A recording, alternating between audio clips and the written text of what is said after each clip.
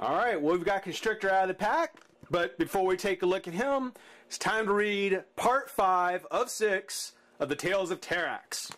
So, just when it seemed nothing stood between Terrax and a victory that would reshape Earth's balance of power, just when it seemed nothing stood between Terrax and victory that would reshape the Earth's balance of power, the Silver Surfer swooped. We're going to start over.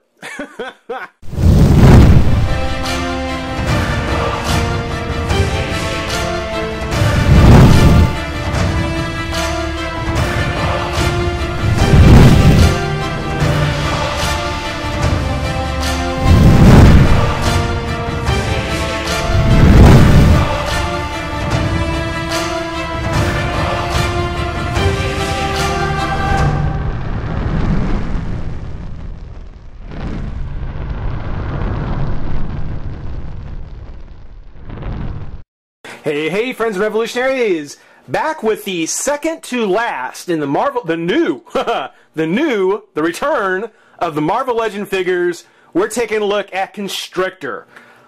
Very cool character who I know nothing about. It's something where, from back in the day, the most I remember about Constrictor is that he used to be a Captain America villain. That's all I remember. I remember seeing him in the Captain America comics. Didn't know anything about the background, and haven't really kept up with him since. So I don't know a whole lot about him, but I'll tell you this. He comes in the same packaging as all the others so far. He's in the standard Marvel Legends package. Again, got the portrait of the character at the top, which I do like. It's actually kind of cool. Got a little dust there. But yeah, I do like the fact that every Marvel Legend character, every Marvel Legend card has had the character on it. You know, they each come with their own individual card. I like that. That's a nice little thing. It's not as generic as, say, DC Universe, which pretty much came all in the same packaging. Once you saw it, you saw it. You know, here again, you know, you've got that nice picture of Constrictor up there, looking pretty awesome, pretty cool. And I think it's a good translation. If you were to take this as being your, if this is what your original material is, I think he lives up to it. We'll get him out of the pack and see. But that's actually very cool. The fact that that Hasbro does make their cards more unique. I think it goes overall to the idea that they really want to make sure there was a lot of variety in the Marvel Legends series. But other than that, you know, same kind of packaging. Got the Marvel Universe here. Got the Build-A-Figure Terrax there. What is it? Return of Marvel Legend stickers. Marvel Legend includes upper torso, so we are finally going to have the body of Terrax. The instructions there on the side, and on the back, that nice larger picture of Constrictor. Looks like he's got kind of silver, I guess, tentacles or lashes or whatever. Kind of like the orange. That's actually kind of cool. Kind of a translucent orange would have been very cool to match the scales on his front. I like that picture. That's actually very cool. His write-up, Constrictor, cower before the crushing grip of this S.H.I.E.L.D. agent gone wrong. That explains why he was with Captain America, why he was such a Captain America villain. But again, I don't know much about him, so hey, if anyone is a Constrictor fan, give me a heads up, leave some comments, let me know. As I said, here we've got Terrax completed, and we're now moving from 1, 2, 3, 4, and up to 5. Ghost Rider's the only one left in pack, but we will, at the end, have all 6. And I gotta tell you, the one figure that I'm not going to be doing a review of necessarily, so far, he seems to be the one that's going to take the cake, and we'll find out why. But, yeah, that's taking a look at Constrictor in his pack. Let's go ahead and pop him open and have some fun. Be right back.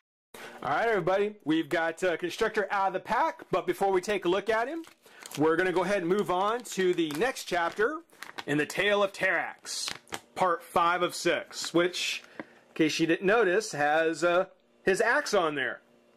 So, in case anyone didn't notice, it is a Silver Surfer story, in which case, just when it seemed nothing stood between Terrax and a victory that would shape the Earth's balance of power, the Silver Surfer swooped in to stop the Renegade. After regaining some of his power cosmic as a plot by Dr. Doom, Terrax mistakenly thought he was strong enough to face the Sentinel of the Space Waves. As the Silver Surfer held Terrax at bay, Terrax was slowly consumed by his own cosmic power, blinking out of existence and disappearing into oblivion. The end. No. When Terrax reformed, the Silver Surfer ensured his failure would be complete by exiling him into a distant reaches of space. So even though you're what is it? We blink out of existence into oblivion. Apparently you can reform, you're just way out in space. Not very impressive. Overall, you know, I gotta say, I think this Tale of Terrax thing, I think this whole thing right here, this is a bad idea. This is a bad idea. I mean, it's nice that we get a bio of the Build-A-Figure, because I mean, that's something that we really haven't gotten on any Build-A-Figure, is who that character really is. And there are some characters that sorely need it. But considering that we're not getting any bio on the character that we get in the pack, and the story doesn't involve that character, and this one is just so overly elaborate, you know, I would rather see them take the effort, the money they spend on this Tale of Terrax thing, and just write the individual bios for the Marvel Legend characters we get, and just let us fend for ourselves on the Build-A-Figure. It's what we've been doing. Makes more sense. I think this Tale of Terrax thing, just bad idea. Just bad idea. Constrictor, on the other hand, not bad. Not bad. It does have some weaknesses. It's probably my least favorite in the set so far. But considering all the others are so high on the list, he's still a really great figure. He's still really, really good. And good things first and always, when you take a look at the head, I mean, that's a seller. That head just sells it. It is amazing. I mean, he's got that great square jaw. Awesome, awesome little beady eyes. Got that fanged grin. I mean, that is just a fantastic face. That saves this figure in so many ways. Had the head been any less than it is, I would have said this was probably just a fairly forgettable figure. But overall, with Constrictor, yeah, I gotta say, it looks really good. The head really sells it. I especially like that despite on the body, where the scales here are just painted on the top of his head, it's actually like a ridge that they sculpted on. He's actually got the sculpted ridge on the top of his head. And let me do this. I'm gonna move the Build-A-Piece out of the way for just a moment because it's a bit of a camera hog. But taking a look at Constrictor here, just awesome. I really think that most of the body here, for three main reasons, is mainly just a reuse of maybe like a Bullseye body, maybe. I don't know if it's Bullseye specifically, but certainly one of the earlier Marvel Legend male bodies. Especially the one that uses the chest crunch, the shoulder crunch. Not a piece of articulation I really care for much on the Marvel Legends. He's got a belt buckle, which says to me that clearly this lower waist is meant for, you know, some other kind of character that actually has a belt. You can actually see the line as it runs across the sides here. And then finally, this is not a bad thing. Actually, I like this. But finally, like some of the old other Marvel Legends, we get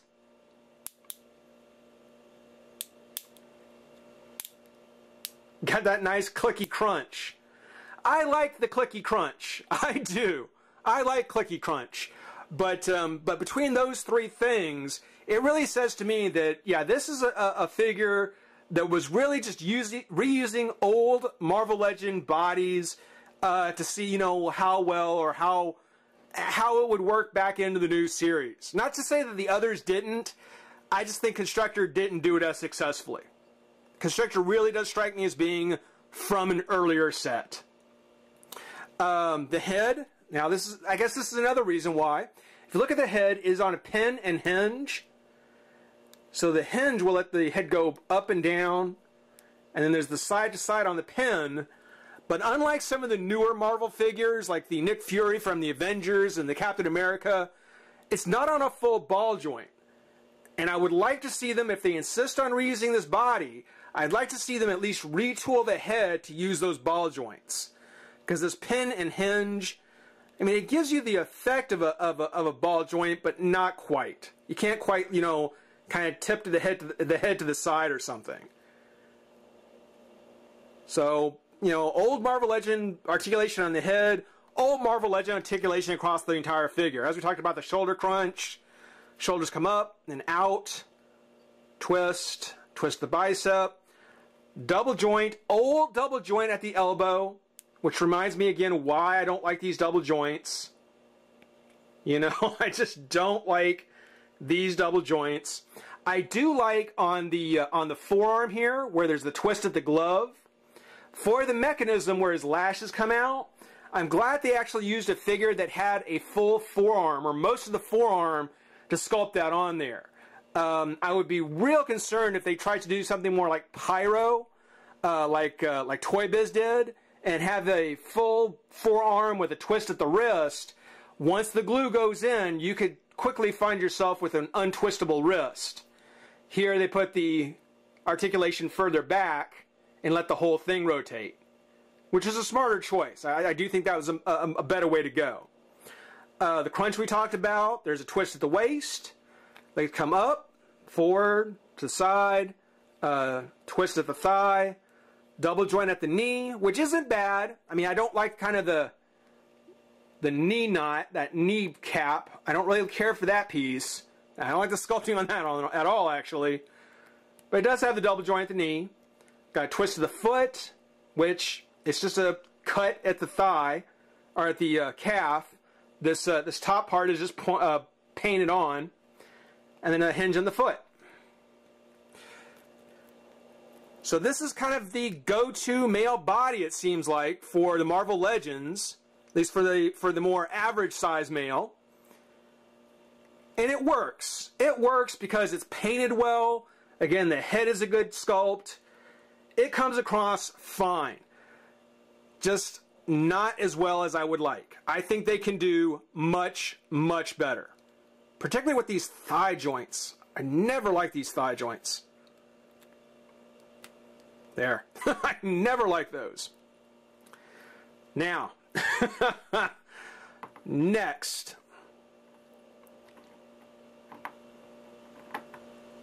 Come on.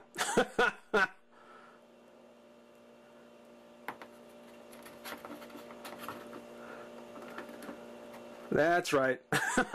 I don't like you. There we go. Okay. Lastly, I guess the last thing about the figure that I kind of have a problem with, and that is his lashes. You know, his constrictor whips, whatever you want to call them. You know, it's hard for me to say exactly what it is. I thought maybe the color, you know, the silver might have been a problem, because again, on the packaging, it's got this nice orange, you know, a translucent orange. Maybe that might have made it better, something to match the rest of the character. No, actually, it's not the color. It's not the color on them. I thought maybe they were too short. You know, maybe if they were just been longer, that might have made it better. And I realized, no, that's not what it is either. What I finally think I've discovered is that this is just a regular piece of plastic. It's just a plastic lash. You know, there's nothing all that impressive about it. Sculpted plastic. If it had been a bendy piece, if there had been like the bendy thing with the 3 little holes in it, so that you can actually kind of curl it, or at least, you know, pull it back a little bit, I think that would have been a real boon to the character. You know, that would have definitely been an improvement versus just having these things just sort of hanging here. You know, I mean, with the shoulder crunch that you could pull back, I mean, yeah, you could probably get him into, you know, a fairly decent kind of whipping pose. Oops. Talk about that here in a minute.